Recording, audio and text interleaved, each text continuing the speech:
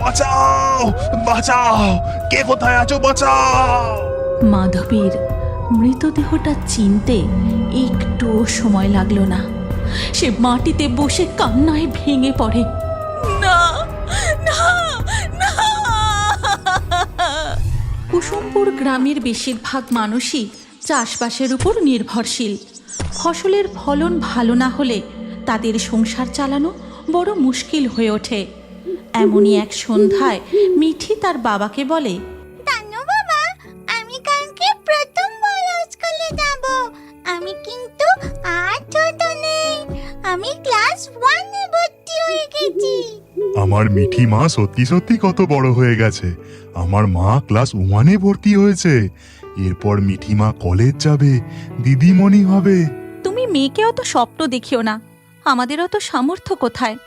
যাদের ঘরে শুধুমাত্র কালকের জন্য দুমুঠো চাল পড়ে আছে, তাদের চোখে স্বপ্ন। তুমি চিন্তা করো না গিন্নি, এবারে ফসল উঠলে ভালো দাম পাবো। ভগবানের কৃপায় যদি না কোনো দুর্যোগ হয়, তাহলে আমাদের আর কোনো অভাব হবে না।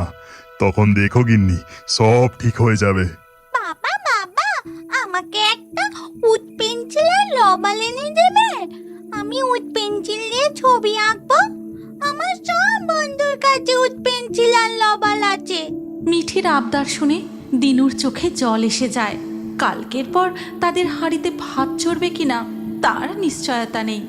হ্যাঁ মা, আমি উড পেন্সিল আর রবার কিনে এনে দেব। ঠিক তখনই তাদের বাড়ির একদম কাছে বেশ কিছু শিয়াল হু হু করে ডেকে ওঠে।